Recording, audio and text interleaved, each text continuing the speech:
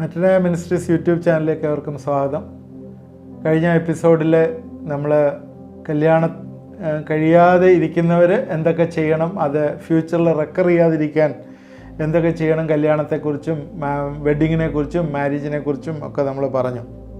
ശ്രദ്ധിക്കുക, പറഞ്ഞ കാര്യം ആദ്യം പ്രാർത്ഥനയിൽ ദൈവസന്നിധിയിൽ സമർപ്പിക്കണം എന്ന് പറഞ്ഞു. രണ്ടാമത് നമ്മുടെ ഫൗണ്ടേഷനെ കുറിച്ചാണ് പറഞ്ഞത്. നമ്മൾ എക്സ്റ്റേണലുള്ള കാര്യങ്ങളെക്കുറിച്ച് ചിന്തിക്കാതെ ബേസിക് ഫൗണ്ടേഷനെക്കുറിച്ച് ചിന്തിക്കണമെന്ന് പറഞ്ഞു. അതുമായിട്ട് ചേർന്ന് രണ്ടാമത്തെ പോയിൻ്റ് നമ്മളൊന്ന് എക്സ്പ്ലെയിൻ ചെയ്യാനുണ്ട്. അതിനെ ചേർന്ന് ഒന്ന് രണ്ട് വാക്യങ്ങൾ വായിക്കാനായിട്ട് ആഗ്രഹിക്കുന്നു. 2 കൊരിന്ത്യർ 6-ാം അധ്യായത്തിൻ്റെ 14-15 വാക്യങ്ങൾ ഞാനൊന്ന് വായിക്കാം. നിങ്ങൾ അവിശ്വാസികളോട് ഇണയില്ല പിണ കൂടരുത്. നീതിക്കും അധർമ്മത്തിനും തമ്മിൽ എന്തൊരു ചേർച്ച, വെളിച്ചത്തിന് ഇരുളോട് എന്ത് കൂട്ടായ്മ, ക്രിസ്തുവിനും ബലിയാലിനും തമ്മിൽ എന്ത് പൊരുത്തം, അല്ല വിശ്വാസിക്കും അവിശ്വാസിയുമായി എന്ത് ഓഹരി. ശ്രദ്ധിച്ചോ ഈ വാക്യം? അവിശ്വാസികളുമായി ഇണയില്ല പിണ, not equally yoked together with unbelievers. നീതിക്കും അധർമ്മത്തിനും തമ്മിൽ യാതൊരു കൂട്ടായ്മയില്ല. അതുകൊണ്ട് വിവാഹബന്ധത്തിൻ്റെ ബേസിക്കായിട്ടുള്ള ഏറ്റവും ഫസ്റ്റ് പ്രയോറിറ്റി വിശ്വാസികളെ സംബന്ധിച്ചിടത്തോളം അവിശ്വാസികളിൽ നിന്ന് കല്യാണം എടുക്കരുത്. ഹലോ, ശ്രദ്ധിക്കൂ, അവിശ്വാസികളിൽ നിന്ന് കല്യാണം എടുക്കരുത്. ഫൗണ്ടേഷൻ സ്ട്രോങ് ആകണം. പെണ്ണ് നേഴ്സാണോ, അല്ലെങ്കിൽ എൻജിനീയറാണോ, അല്ലെങ്കിൽ എനിക്ക് അമേരിക്കയിൽ പോകാൻ പറ്റുമോ, അല്ലെങ്കിൽ അവരുടെ പാരമ്പര്യം, കുടുംബ പാരമ്പര്യം എത്രയാണ്, അല്ലെങ്കിൽ എത്ര ലക്ഷം രൂപ സ്ത്രീധനം തരും, അല്ലെങ്കിൽ കാണാൻ ഭയങ്കര ബ്യൂട്ടിഫുള്ളാണ് എന്നൊക്കെ നോക്കിയല്ല നമ്മളെടുക്കുക. അതൊക്കെ നോക്കുന്നതിന് എനിക്കതിൽ തന്നെ പ്രത്യേകിച്ചൊന്നും പറയാനായിട്ടില്ല. അതിൽ എക്സ്റ്റേണലായിട്ടുള്ള കാര്യങ്ങളാണ്. എന്നാൽ ബേസിക്കായിട്ടുള്ള കാര്യങ്ങൾ നമ്മൾ വന്നു കഴിയുമ്പോൾ ബാക്കിയുള്ളതിനൊന്നും വലിയ പ്രാധാന്യം നമ്മൾ കൊടുക്കുകയില്ല. അതാണ് എൻ്റെ ശ്രദ്ധ. അതുകൊണ്ട് ഈ കാര്യത്തിന് പ്രാധാന്യം കൊടുക്കാത്തവർ മറ്റേതിന് പ്രാധാന്യം കൊടുത്തുകൊണ്ടിരിക്കും. അവിടെയൊക്കെ തളർച്ചയും വരും. അതുകൊണ്ട് അവിശ്വാസിയുമായി ഇണയില്ല പിണ കൂടരുത്. ക്രിസ്തീയ വിശ്വാസവും യേശുക്രിസ്തുവിനെ രക്ഷകനും കർത്താവുമായി സ്വീകരിച്ചൊരു വ്യക്തി, അങ്ങനെ ഒരു വ്യക്തിയുമായിട്ട് കല്യാണം നടക്കുന്നതാണ് എപ്പോഴും നല്ലത്. ഞങ്ങൾ ഈ സ്റ്റുഡൻറ്റ് മിനിസ്ട്രിയിലൊക്കെ ഇൻവോൾവ് ചെയ്യുമ്പോഴേ പ്രീമാരിറ്റൽ കൗൺസിലിങ്ങും സെക്സ്, ലവ് ആൻഡ് മാരേജ് ഇതിനെക്കുറിച്ചൊക്കെ ക്ലാസ്സുകൾ എടുക്കാറുണ്ട്. വിദ്യാർത്ഥികൾക്ക്, കോളേജിൽ പഠിക്കുന്ന വിദ്യാർത്ഥികൾക്ക് അതിന് പ്രത്യേകം പറയുന്നൊരു കാര്യമാണ്, നിങ്ങൾ അവിശ്വാസികളുമായിട്ട് കല്യാണത്തിന് ഒരിക്കലും കൂടരുത്. അവിശ്വാസി എന്ന് പറഞ്ഞാൽ എന്താണ് അതിൽ നിന്ന് മീൻ ചെയ്യുന്നതെന്ന് ഒന്ന് മനസ്സിലാക്കുക. അവിശ്വാസി എന്ന് പറഞ്ഞാൽ യേശുവിനെ രക്ഷകനായി സ്വീകരിക്കാത്തവരെല്ലാം അവിശ്വാസികളാണ്. പള്ളിയിൽ പോകുന്നവരൊക്കെ എല്ലാവരും വിശ്വാസമൊന്നും കാണണമെന്നില്ല. പള്ളിയിൽ പോകുന്നുണ്ടാവും. സഭായോഗത്തിൽ പോയാൽ പോലും എല്ലാവർക്കും വിശ്വാസം ഉണ്ടാവണമെന്നൊന്നുമില്ല. എന്നാൽ യേശുവിനെ രക്ഷകനും കർത്താവുമായി സ്വീകരിച്ച് വീണ്ടും ജന്മം പ്രാപിച്ചവരെയാണ് വിശ്വാസി എന്ന് പറയുന്നത്. അങ്ങനെയുള്ള ഒരാളിനെ തന്നെ കല്യാണം കഴിക്കണം. അത് ഏറ്റവും പ്രധാനമാണ്. എന്തുകൊണ്ടാണെന്ന് ചോദിച്ചാൽ അതിൽ തന്നെ എഴുതിയിട്ടുണ്ട്, ക്രിസ്തുവിനും ബിലയാലിനും തമ്മിൽ എന്ത് പൊരുത്തം. എന്താ സംഭവിച്ചത്? പഴയ നിയമത്തിൽ നമുക്കറിയാം, നേരത്തെ പറഞ്ഞതാണ് ശലോമോന് സംഭവിച്ചത് എന്താണെന്ന്. അതുകൊണ്ട് ഒരു മനുഷ്യനെ സംബന്ധിച്ചിടത്തോളം ആത്മാവ്, മനസ്സ്, ശരീരം, ഇത് മൂന്നും ഉള്ളതാണ്. ദേഹം, ദേഹി, ആത്മാവ്. ഓക്കെ, അതിന് ഈ ആത്മാവ് ബിലയാമും ഒരാത്മാവ് യേശുവായാൽ എങ്ങനെയായിരിക്കും? നേരത്തെ ഒരിക്കൽ ഞാൻ സൂചിപ്പിച്ചാണ്, ആ enjoyment in the life, family life, അതില്ലാതെ പോകും. അവിടെ ഇല്ലാതെ പോകും. ഒരാൾ രാവിലെ പറയും എനിക്ക് വർഷിപ്പിന് പോകണമെന്ന് പറയുമ്പോൾ അടുത്ത ആൾ പറയും എനിക്ക് തിയേറ്ററിൽ പോകണം, അവിടെ ഒരു ഡാൻസ് പ്രോഗ്രാം ഉണ്ട്, അങ്ങോട്ട് പോകണമെന്ന് പറയും. ഇതാണ് എൻ്റെ വ്യത്യാസം. രണ്ടും രണ്ട് വഴിക്ക് പോകും. അതുകൊണ്ട് ഏറ്റവും ബേസിക്കായിട്ട് ഫൗണ്ടേഷൻ നമ്മൾ നോക്കണം എന്ന് നമ്മൾ ഒരിക്കലും മറന്നു പോകരുത്. അത് ഏറ്റവും ആവശ്യമാണ്. അവിശ്വാസിയുമായി ഇണയില്ല പിണ. ഇനിയും സപ്പോസ് നമ്മുടെയൊക്കെ ജീവിതത്തിൽ, നിങ്ങളുടെയോ എൻ്റെയോ അല്ലെ ആരുടെയെങ്കിലുമൊക്കെ ജീവിതത്തിൽ ഇത് കേട്ടുകൊണ്ടിരിക്കുന്ന ആൾ അങ്ങനെ അല്ലാത്തൊരു സിറ്റുവേഷൻ ആയിപ്പോയി, ഓൾറെഡി ആയിപ്പോയി എന്നിരിക്കട്ടെ, ഓൾറെഡി എനിക്ക് അങ്ങനെ കല്യാണം കഴിക്കാൻ പറ്റിയില്ല, ഞങ്ങൾക്ക് കുഞ്ഞുങ്ങളൊക്കെ ആയിപ്പോയി, എന്നാൽ ചില പ്രയാസങ്ങളൊക്കെ ഉണ്ട്. അന്നേരം അതിനെക്കുറിച്ച് പൗലോസ് പറയുന്ന ചില പഠിപ്പിക്കലുകൾ പ്രത്യേകം ശ്രദ്ധിക്കുക. 1 കൊരിന്ത്യർ 7-ാം അധ്യായത്തിൻ്റെ 10-ാം വാക്യം തൊട്ട് പൗലോസ് അവരെക്കുറിച്ച് സ്പെസിഫിക് ആയിട്ട് പറയുന്നത്. അതിങ്ങനെയാണ് പറയുന്നത്, അങ്ങനെ പാടില്ല എന്ന് ദൈവവചനത്തിലുണ്ട്. എന്നാൽ പൗലോസ് പറയുന്നത് വിവാഹം കഴിഞ്ഞവരോടോ ഞാനല്ല കർത്താവ് കൽപ്പിക്കുന്നതെന്നും പറഞ്ഞിട്ട് ഒരു ഭാഗം പറയുന്നുണ്ട്. അത് ഭാര്യ ഭർത്താവിനെ വേർപിരിയരുത്, പിരിഞ്ഞു വരികയിലോ വിവാഹം കൂടാതെ പാർക്കണം, അല്ലെന്ന് വരികിൽ ഭർത്താവിനോട് നിരന്നുകൊള്ളണം, ഭർത്താവ് ഭാര്യയെ ഉപേക്ഷിക്കരുത്. ഇത്രയും പറഞ്ഞതിന് ശേഷം ഒരിക്കലും അന്നേരം ഭർത്താവും ഭാര്യയെ ഉപേക്ഷിക്കാൻ പറ്റത്തില്ല എന്ന് പറഞ്ഞിട്ട് പറഞ്ഞിരിക്കുന്ന ഒരു 12-ാം വാക്യത്തിൽ ശ്രദ്ധേയമായിട്ട് ശ്രദ്ധിക്കുക. എന്നാൽ ശേഷമുള്ളവരോട് കർത്താവല്ല ഞാൻ തന്നെ പറയുന്നു. ഓക്കെ, കർത്താവല്ല ഞാൻ തന്നെ പറയുന്നത് എന്ന് പറഞ്ഞാൽ ഒരു അഡ്ജസ്റ്റിന് വേണ്ടി ഞാൻ പറയുകയാണ്. എന്നാൽ അതൊരു നിയമമല്ല. നേരത്തെ പറഞ്ഞ കർത്താവ് പറഞ്ഞത് നേരത്തെ പറഞ്ഞു, ഉപേക്ഷിക്കരുത്, അങ്ങനെ ചെയ്യരുത്, എന്താണ് അവിശ്വാസികളുമായി ഇണയില്ലാപ്പണ കൂടരുത്, അത് കർത്താവ് പറഞ്ഞാണ്. എന്നാൽ ഞാൻ പറയുന്നു, ഒരു സഹോദരന് എന്ന് വെച്ചാൽ ഒരു വിശ്വാസിക്ക് അവിശ്വാസിയായ ഭാര്യ ഉണ്ടായിരിക്കുകയും എന്ന് പറഞ്ഞാൽ ഞാൻ പള്ളിയിൽ പോകാൻ വിളിക്കുമ്പോൾ അവൾ ഡാൻസിന് പോകാനായിട്ട് താല്പര്യം കാണിക്കുകയും ചെയ്യുന്ന ഒരു ഭാര്യ ഉണ്ടായാൽ അവൾ അവനോടുകൂടെ പാർപ്പാൻ സമ്മതിക്കുകയും ചെയ്താൽ അവളെ ഉപേക്ഷിക്കരുത്. അവളെ ഉപേക്ഷിക്കരുതെന്നാണ് ആദ്യം പറയുന്നത്. കാരണം ഡൈവേഴ്സ് ഒരിക്കലും ദൈവം പെർമിറ്റ് ചെയ്യുന്നില്ല, അതുമായിട്ട് ബന്ധപ്പെട്ടാണ് ഇത് പറയുന്നത്. അവളെ ഉപേക്ഷിക്കരുത്. അവിശ്വാസിയായ ഭർത്താവുള്ള ഒരു സ്ത്രീ, നേരത്തെ പറഞ്ഞത് വിശ്വാസമുള്ള ഭർത്താവും അവിശ്വാസിയായ ഭാര്യയും, ഇവിടെ അവിശ്വാസമുള്ള ഭർത്താവും ഒരു സ്ത്രീയും അവൻ അവളോടുകൂടെ പാർപ്പാൻ സമ്മതിക്കുന്നെങ്കിൽ ഭർത്താവിനെ ഉപേക്ഷിക്കരുത്, അതും ഡൈവേഴ്സ് പാടില്ല. അടുത്ത വാക്യം, അവിശ്വാസിയായ ഭർത്താവ് ഭാര്യ മുഖാന്തരം വിശദീകരിക്കപ്പെടും, അവിശ്വാസിയായ ഭാര്യ സഹോദരൻ മുഖാന്തരം വിശദീകരിക്കപ്പെടും, അല്ലെങ്കിൽ അവരുടെ മക്കൾ അശുദ്ധർ എന്ന് വരും, ഇപ്പോഴും അവൾ വിശുദ്ധരാകുന്നു എന്ന് പറഞ്ഞ് എഴുതിയിരിക്കുന്നു. ഇതിനകത്ത് അവിശ്വാസിയായ ഭാര്യയും അവിശ്വാസിയായ ഭർത്താവും അവരുടെ പ്രവർത്തന മേഖല എന്ന് വെച്ചാൽ ദൈവസന്നിധിയിലെ ഭാര്യയുടെ അല്ലെങ്കിൽ ഓപ്പോസിറ്റായിട്ട് അവിശ്വാസിയായ ഭാര്യ വിശ്വാസിയുള്ള ഭർത്താവ്, വിശ്വാസിയുള്ള ഭാര്യ അവിശ്വാസിയായ ഭർത്താവ്. ഈ വിശ്വാസിയുടെ ലൈഫ് സ്റ്റൈലും അവരുടെ ദൈവിക പ്രമാണത്തിലുള്ള അനുസരണവും കണ്ടിട്ട് മറ്റുള്ള ആൾ ദൈവത്തെ അറിയുവാനായിട്ട് ഇടവരുവാണെങ്കിൽ അത് അനുഗ്രഹിക്കപ്പെട്ട ഒരു ഭവനമായിരിക്കും. അതുകൊണ്ട് അവരെ ഉപേക്ഷിക്കരുതെന്നാണ് അവിടെ പറയുന്നത്. അതെന്താണെന്ന് പറയാനുള്ള കാര്യം എന്ന് വെച്ചാൽ, നിങ്ങൾ ലോകമൊക്കെയും പോയി കർത്താവ് പറഞ്ഞിരിക്കുന്ന പോലെ ഇങ്ങനെ അങ്ങ് പറഞ്ഞാൽ പോരാ, നിങ്ങൾ ആരെങ്കിലും പോയി കല്യാണം കഴിച്ചവരെ അങ്ങ് രക്ഷിക്കപ്പെടുത്തിയാൽ മതിയെന്ന്. അങ്ങനെയല്ല. അതുകൊണ്ട് ഇതൊരു പെർമിഷനല്ല. അവിശ്വാസിയെ പോയി വിശ്വാസി കല്യാണം കഴിക്കണമെന്നും വിശ്വാസിയെ പോയി അവിശ്വാസി കല്യാണം കഴിക്കണമെന്നും ഒക്കെ ഉള്ളൊരു പെർമിഷനല്ല ഈ പറയുന്നത്. ഇത് പറയുന്നത് കർത്താവല്ല, ഞാനാണ് പറയുന്നത്, അവരെ ഉപേക്ഷിക്കരുത്. അവർ മുഖാന്തരം നിങ്ങൾ രക്ഷ പ്രാപിക്കാനുള്ള ചാൻസ് ഉണ്ട്. നിങ്ങളുടെ ജീവിതം കണ്ടിട്ട് അവർ രക്ഷ പ്രാപിക്കാനുള്ള ചാൻസ് ഉണ്ട്. അതുകൊണ്ട് ഉപേക്ഷിക്കരുത്. അതുകൊണ്ട് ഞാൻ ഇപ്പോഴും ഇത് കണ്ടുകൊണ്ടിരിക്കുന്ന പ്രിയപ്പെട്ടവർ നേരത്തെ അങ്ങനെ മാരീഡ് ആയിപ്പോയതുകൊണ്ട് അവർ ഉപേക്ഷിച്ച് പോകാനായിട്ടൊന്നുമല്ല പറയുന്നത്. ഇതിനകത്ത് പറയുന്നതനുസരിച്ച് നിങ്ങളുടെ ജീവിതം വിശുദ്ധമായിരിക്കണമെന്ന് ദൈവം ആഗ്രഹിക്കുന്നു. അതുകൊണ്ട് നമ്മുടെ സ്റ്റൈല്, നമ്മുടെ ജീവിതം എന്താണെന്ന് ശോധന ചെയ്യുകയും അത് നല്ലത് മുറുകെ പിടിക്കുകയും ചെയ്യണം. അവിടെ രണ്ടാമത്തെ പോയിൻ്റായിട്ട് പറയാനായിട്ട് ആഗ്രഹിച്ച നമ്മുടെ ഫൗണ്ടേഷൻ കർത്താവിലുള്ള ഫൗണ്ടേഷൻ ആയിരിക്കണം. അല്ലെങ്കിൽ ഈ ഡിഫറൻ്റായിട്ടുള്ള സാഹചര്യത്തിൽ നിന്ന് വരുമ്പോൾ നമുക്ക് പ്രയാസങ്ങളുണ്ടാവും.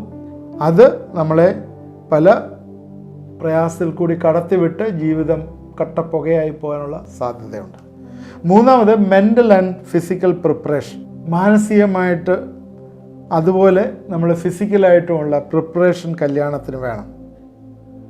ചില ആളുകളുണ്ട് മാനസികമായിട്ട് ചില പ്രയാസങ്ങളൊക്കെ ഉള്ള സഹോദരനോ സഹോദരിയോ ആരെങ്കിലും, അങ്ങനെ they are not ready for marriage. അവർക്ക് മാരേജിന് റെഡി ആയിട്ടില്ല, എന്തെങ്കിലുമൊക്കെ പ്രയാസങ്ങളുണ്ട്. കാരണം ഒത്തിരി ആളുകൾക്ക് ഇന്ന് മാനസികമായിട്ടുള്ള പ്രയാസങ്ങളുള്ളവരുണ്ട്. അങ്ങനെയുള്ളവർ ചില അപ്പച്ചന്മാർ പറയുന്നത് അത് സാരമില്ല, കല്യാണം കഴിച്ചാൽ അങ്ങ് ശരിയാവും എന്ന് പറയും. എന്നാൽ അത് അങ്ങനെയല്ല. കല്യാണം കഴിച്ചാൽ അത് 100 മടങ്ങ് വർദ്ധിക്കത്തേ ഉള്ളൂ, അത് ശരിയാവത്തില്ല. അതുകൊണ്ട് സംഘർഷം വരുമ്പോൾ അത് വർദ്ധിക്കും. അതുകൊണ്ട് അങ്ങനെയൊക്കെയുള്ള കേസുകൾ പ്രാർത്ഥനയോടുകൂടി ഏതെങ്കിലും മെഡിക്കൽ ആയിട്ടുള്ള ആവശ്യമുണ്ടെങ്കിൽ അത് തേടണം. അത് തേടി അതിനുശേഷം അത് ട്രീറ്റ് ചെയ്ത് അത് മാറുകയാണെങ്കിൽ ഒരു ഫൈനൽ ഡിസിഷൻ എടുക്കണം. അത് മാത്രമല്ല, അത് മറ്റുള്ള പാർട്ട്ണറോട് പറയുകയും അവരത് സംസാരിച്ച് അത് എഗ്രി ചെയ്യുന്നെങ്കിൽ അത് സന്തോഷത്തോടെ നടത്തുകയും ചെയ്യാം. ഒരു പ്രശ്നവുമില്ല. പേടിച്ചല്ല കല്യാണം കഴിപ്പിക്കേണ്ടത്, സന്തോഷത്തോട് കല്യാണം കഴിക്കണം. ദൈവത്തിൻ്റെ ഹിതം മനസ്സിലാക്കി വേണം കല്യാണം കഴിക്കേണ്ടത്. ദൈവഹിതം മനസ്സിലാക്കണം. ആദാമും ഹവ്വയുടെയും അത് ദൈവമാണ് നടത്തിയതെന്ന് നമുക്കറിയാം. ദൈവമാണ് കല്യാണം നടത്തിയത്. ഇസാക്കിൻ്റെ കല്യാണത്തെക്കുറിച്ച് പറയുന്നുണ്ട്. അത് നമ്മളതിൻ്റെ ഡീറ്റെയിൽ ആയിട്ട് പഠിക്കും. എന്നാലും ചില കാര്യങ്ങളൊന്ന് പറയാം. ഉൽപ്പത്തി പുസ്തകം 24 അതിൻ്റെ ആ ഒരു സീക്വൻസ് തന്നെ നമുക്കറിയാം. അതിനകത്ത് എലയാസർ അബ്രഹാമിൻ്റെ ദാസനാണ്. എലയാസർ പെണ്ണിനെ അന്വേഷിച്ച് പോകുന്നു. അതിനകത്ത് 24-7 വാക്യങ്ങളിലെ സ്വർഗത്തിലെ ദൈവം ഭാര്യയെ കണ്ടുപിടിക്കാൻ നിനക്ക് മുമ്പായി ദൂതനെ അയക്കും എന്ന് പറയുന്നു. വായിച്ചു നോക്കിയാൽ അറിയാം. ഈ ജനസിസ് 24-4-7 അതിന് ദൂതൻ്റെ വേറൊരു ജോലി ഇവിടെ പറയുകയാണ്. എന്താ, പെണ്ണിനെ കണ്ടുപിടിക്കുന്ന ജോലി ദൂതനുണ്ട് എന്ന് നമ്മൾ മറന്നു പോകരുത്. സ്വർഗത്തിലെ ദൈവം ഭാര്യയെ കണ്ടുപിടിക്കാൻ നിനക്ക് മുമ്പായി ദൂതനെ അയക്കും. ഓക്കെ, ഇതൊക്കെ ഒരു കാര്യമാണ്, നമ്മളെ വിശ്വാസത്തിൽ ചെയ്യുന്ന കാര്യമാണ്. അവിടെ കണ്ടുപിടിക്കും. 14-ാം വാക്യത്തിലൊരു പ്രാർത്ഥനയുണ്ട്. അത് എലയാസറിൻ്റെ പ്രാർത്ഥനയാണ്. 14-ാം വാക്യം. 14-ാം വാക്യത്തിലെ ഒരു പ്രാർത്ഥന, നീ നിയമിച്ചവൾ, ദൈവം നിയമിച്ച പെൺകുട്ടി ഏറ്റവും സുന്ദരി, ഏറ്റവും നല്ലതെന്നല്ല, നീ നിയമിച്ച പെണ്ണ് നീ എന്നെ കാണിച്ചു തരണം. ഇതാണ് എലയാസർ പ്രാർത്ഥിച്ചത്. ഏറ്റവും സുന്ദരിയായിട്ടുള്ളവളെ കാണാനല്ല, ഏറ്റവും സുന്ദരിയായിട്ട് ഏറ്റവും നല്ലതെന്ന് പറഞ്ഞതല്ല, എന്നാലും നീ നിയമിച്ച ആളിനെ കാണിച്ചു തരണമെന്ന് പറഞ്ഞു. അങ്ങനെ 26-27 വാക്യങ്ങളിൽ ദൈവം നടത്തി കൊണ്ടുവന്ന് കണ്ടു. അപ്പോഴാ പെൺകുട്ടിയുടെ വീട്ടുകാർ പറഞ്ഞതുകൊണ്ട് 50-ാം വാക്യം, ഞാൻ സമയമില്ലാത്തതുകൊണ്ട് പെട്ടെന്ന് പറഞ്ഞു പോവാണ്, അത് നിങ്ങൾ വായിച്ചു നോക്കുക. 50-ാം വാക്യത്തിൽ പെൺകുട്ടിയുടെ വീട്ടുകാർ പറഞ്ഞു, ഈ കാര്യം യഹോവയാൽ വരുന്നു. ഓക്കെ. 58-ാം വാക്യത്തിൽ പെണ്ണ് പറയുന്നു, ഞാൻ പോകുന്നു, എനിക്ക് മനസ്സാണ്. 58-ാം വാക്യത്തിൽ. ഒരു 61-ാം വാക്യത്തിൽ ഇസാക്ക് വെളിമ്പ്രദേശത്തെ ധ്യാനിച്ചുകൊണ്ടിരുന്നു. അപ്പോഴെത്ര പേരെ അതിനകത്ത് ഇൻവോൾവ് ചെയ്തിരിക്കുന്നത് ഞാൻ പെട്ടെന്ന് പറഞ്ഞു പോവാം. നിങ്ങൾ അധ്യായം 24 അധ്യായം എടുത്ത് വായിച്ചു നോക്കി അതിനകത്ത് കാണാം എത്ര പേരെ അതിനകത്ത് ഇൻവോൾവ് ചെയ്തിരിക്കുന്നത്. അബ്രഹാമുണ്ട്, അബ്രഹാമിൻ്റെ ദാസൻ എലയാസറുണ്ട്, പെണ്ണിൻ്റെ വീട്ടുകാരുണ്ട്, പെൺകുട്ടിയുണ്ട്, ഇസാക്കുണ്ട്. ഈ 5 പേര് ചേർന്ന് ദൈവഹിതം അന്വേഷിച്ചു. അവർ വേറൊന്നും ഇങ്ങനൊന്നും പറയത്തില്ല. 2 പേര് എൻജിനീയറാണ്, 2 പേര് അമേരിക്കയിലാണ് എന്നൊക്കെ പറയും. എന്നല്ലാതെ നമ്മൾ വേറെ ഒന്നും, എല്ലാം സർക്കംസ്റ്റൻസൊക്കെ എന്താ സാഹചര്യങ്ങളൊക്കെ ഒരുവിധം കുഴപ്പമില്ല, അത് ഞങ്ങളങ്ങ് പ്രൊസീഡ് ചെയ്യുക, ഇങ്ങനെയാണ് നമ്മൾ പറയുന്നത്. എന്നാൽ this thing comes from load, ഇത് യഹോവയാൽ വരുന്നു എന്ന ബോധ്യമുണ്ടാകുമ്പോൾ കല്യാണം നടത്തും. അപ്പോഴാണ് എസ് പറയേണ്ടത്. യഹോവയാൽ വന്നു. ഹൃദയത്തിൽ റെസ്റ്റ്ലെസ് ആയിരിക്കുമ്പോൾ ഒരിക്കലും എസ് പറയരുത്.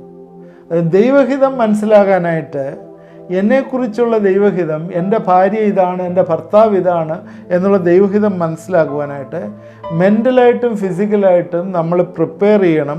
പ്രാർത്ഥനയിൽ ഇരുന്നു കൊണ്ട് നമ്മൾ പ്രിപ്പയർ ചെയ്യുമ്പോഴേ ഇതിനകത്ത് ഒരുപാട് പേര് ഇടപെടുന്നുണ്ട്. എല്ലാവർക്കും അതിൻ്റെതായിട്ടുള്ള ബോധ്യം വരും. അവർ യെസ് പറയും, സന്തോഷത്തോട് യെസ് പറയും, സന്തോഷത്തോട് കല്യാണം നടക്കും. ദൈവം അത് നടത്തും. ദൈവം നടത്തിയാൽ ബാക്കിയുള്ള കോൺസിക്വൻസും ദൈവം നോക്കിക്കൊള്ളും. ഒരുമിച്ച് ജീവിതകാലം മുഴുവൻ ജീവിക്കേണ്ടതാണ്.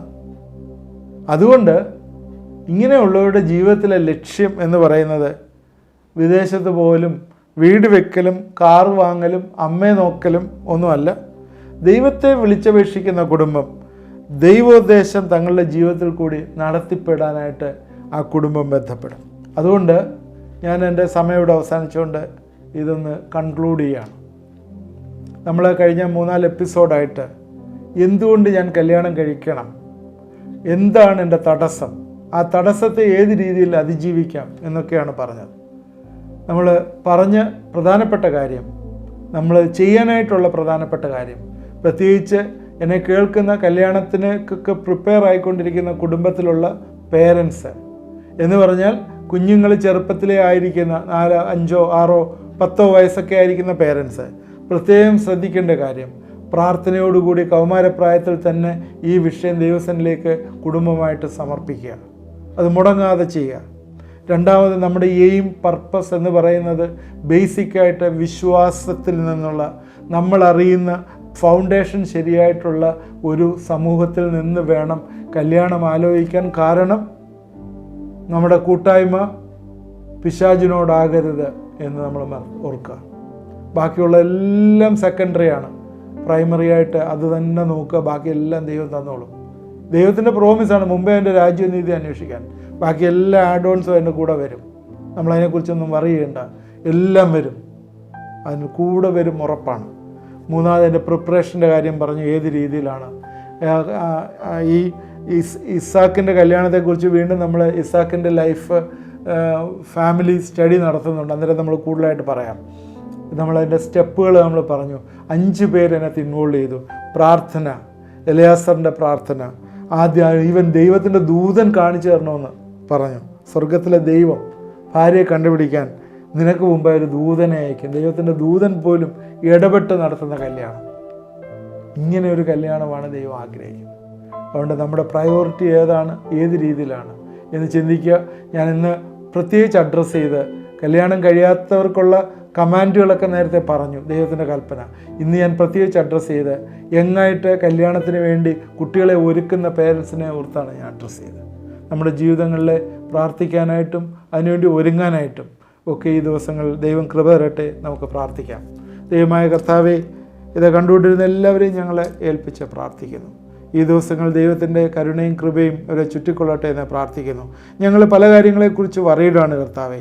എന്നാൽ ദിനം പ്രതി ഈ വിഷയത്തെ ഓർത്ത് പ്രാർത്ഥിപ്പാനായി, ഞങ്ങളുടെ ബേസ് വിശ്വാസത്തിൽ അടിസ്ഥാനപ്പെട്ട് ഞങ്ങൾ ചിന്തിപ്പാനായിട്ട് ഈ ദിവസങ്ങൾ സഹായിക്കണമേ, ഇടവരുത്തണമേ എന്ന് പ്രാർത്ഥിക്കുന്നു.